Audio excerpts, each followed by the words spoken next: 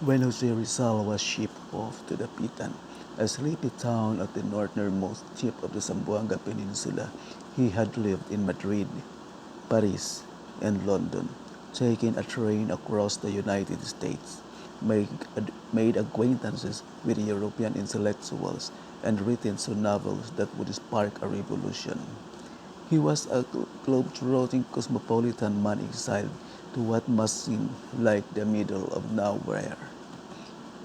Instead of giving himself over to despair, however, he put his talents to good use. In the first few weeks after his arrival, Rizal stayed in the house of the town's military commandant, Captain Ricardo Carnicero, who would later became who would later become his friend. Rizal won a Manila lottery with Carnicero and another Spaniard, and after receiving his share of the prize, he bought a 16-hectare piece of land in a coastal barrio called Talisay, just off the Pitan poblacion.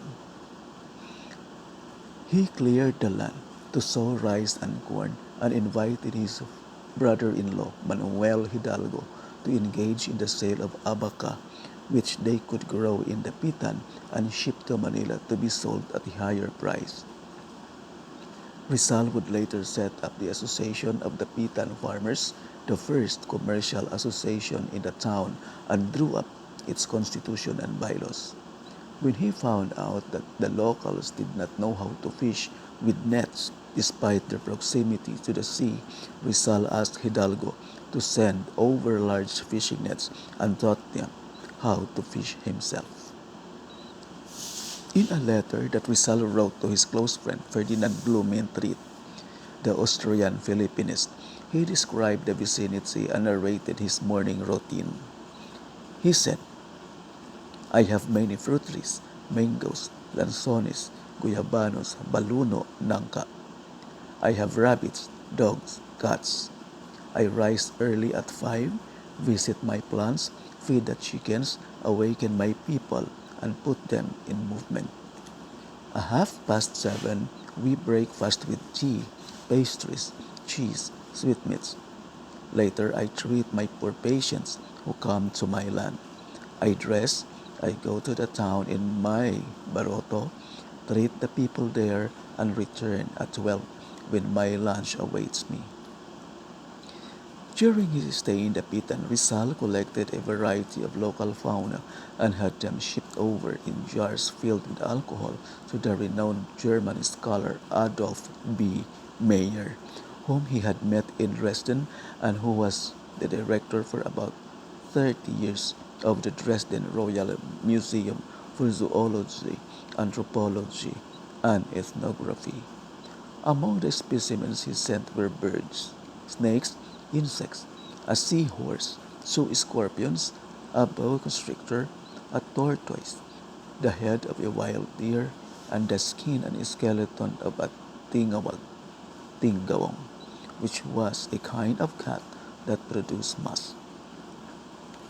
Rizal assembled a formidable collection of 346 species of seashells and a wide assortment of butterflies. He also discovered four new species of flying lizard, a tree frog, and two beetles, all of which would be named after him.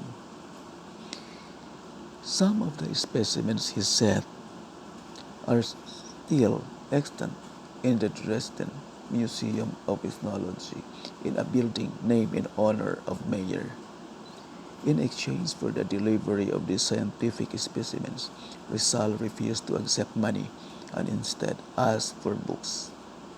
One time, he asked Meyer to send him works of Aeschylus and Sophocles, along with the complete works of Nikolai Gogol and books written by five other Russian writers, all in German. Another time, he asked to send a French treatise on mathematics.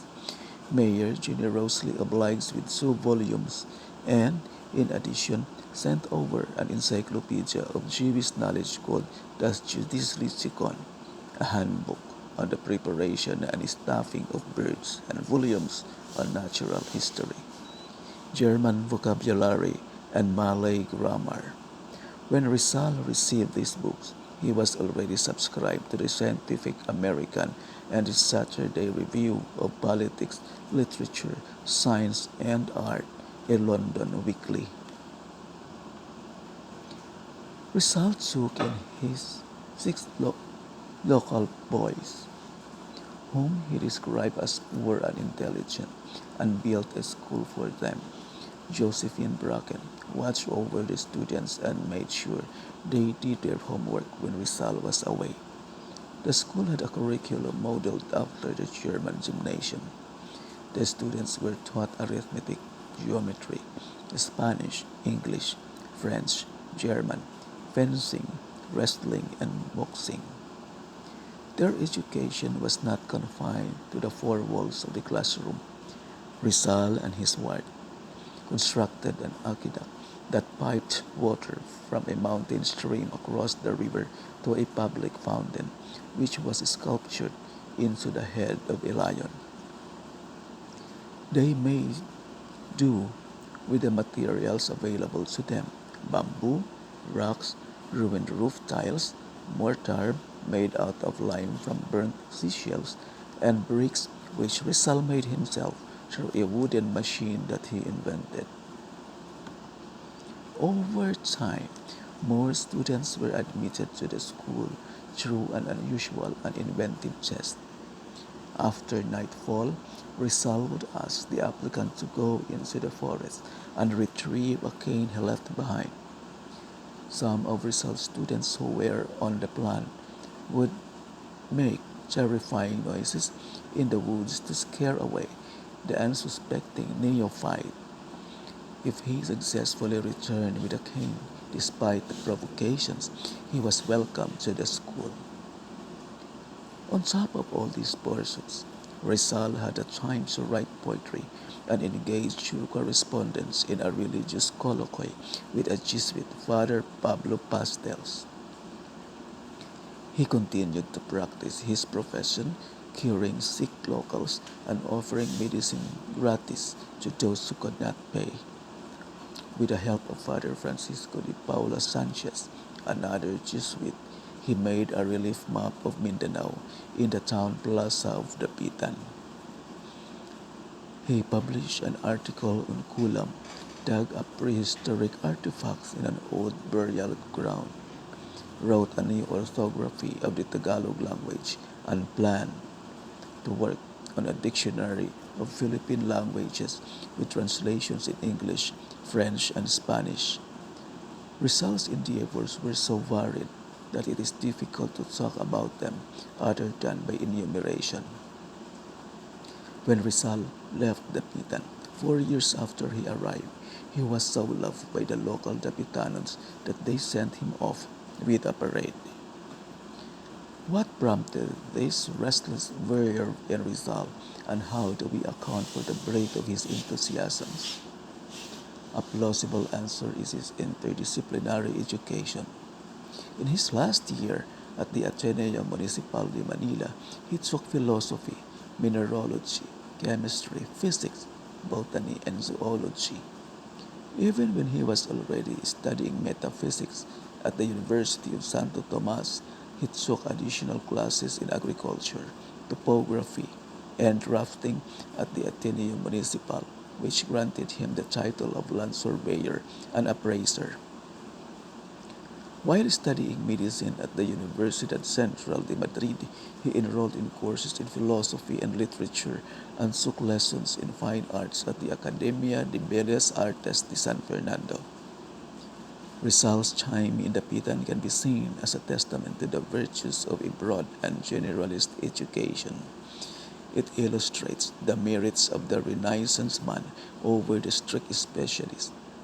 The past century has brought on the further fragmentation of disciplines, but the multifarious activities of Rizal attest to the usefulness of interdisciplinary thinking. Rizal's eventful 4 years in the Pitan show that he was not just a martyr who was shot for writing two novels. He was a fascinating, endlessly curious man whose talents spanned across boundaries. This is exactly the letter of Rizal to Blumentritt. He said, during the early part of his exile in Dapitan, Rizal lived at the commandant's residence with his prize from the Manila lottery and his earnings as a farmer and a merchant. He bought a piece of land near the shore of Talisay, near Dapitan. On this land, he built 3 houses, all made of bamboo, wood, and nipa. The first house, which was square in shape, was his home. The second house was the living quarters of his pupils, and the third house was the barn where he kept his chickens. The second house had 8 sides, while the third had 6 sides. In a letter to his friend Ferdinand Blumentritt on December 19, 1893, Rizal described his peaceful life in Dapitan. He said, I shall tell you how we lived here. I have 3 houses, one square, another hexagonal, and the third octagonal. All these houses are made of bamboo, wood, and nipa. I live in the square house together with my mother, my sister Trinidad, and my nephew. In the octagonal house live some young boys who are my pupils. The hexagonal house is my barn where I keep my chickens. From my house I hear the murmur of a clear brook which comes from the high rocks. I see the seashore where I keep 2 boats which are called barotos here. I have many fruits here, such as mangoes, lanzones, guyabanos, baluno, nangka, etc.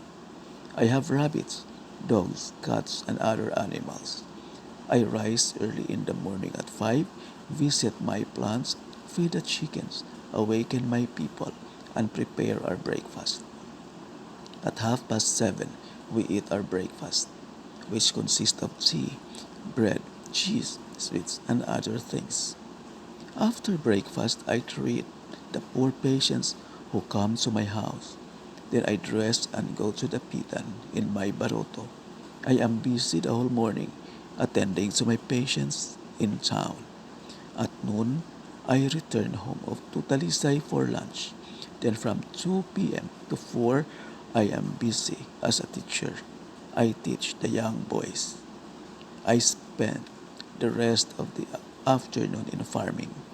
My pupils help me in watering the plants, pruning the fruits, and planting many kinds of trees. We stop at 6 p.m. for the Angelus. I spend the night reading and writing. On July 17, 1892, Dr. Jose Rizal arrived in Dapitan, exiled by the Spanish government on suspicion of his involvement in the rebellion. 4 years later, he left Dapitan on 31 July 1896 and sailed back to Manila, where he was executed by musketry 5 months later. His martyrdom sparked the revolution that ended Spanish rule in the Philippines after 400 years. His 4-year political exile in Dapitan, a coastal town at the northern tip of Zamboanga del Norte, also left an impressive and lasting impact on the town and its people that continues to this day amongst the present generation. Rizal embedded himself in Dapitan's landscape, its forests, its seas and rivers as he engaged in agriculture, fishing, and business. He maintained and operated a hospital where he practiced his medical profession as an eye doctor. He conducted classes and taught young students language, arts, sports, sciences, and vocational courses. He developed a water system that continued to be used until the 1930s and constructed a relief map of Mindanao. He did research and collected specimens of the biodiversity in the area. Again, Rizal bought a 16-hectare abandoned farm by the shore of Talisay, a barrio near Dapitan, where he built a permanent home. With his students and some laborers, he cleared the area and planted cacao, coffee, coconuts, and fruit trees. Later, he bought more lands in other areas that he also planted with the same crops, including abaca. Rizal introduced modern agriculture and encouraged the Dapitan farmers in the use of fertilizers crop rotation, and farm machines. The forest in Talisay is still a forest today due to government and local protection. Thank you for watching and don't forget to subscribe.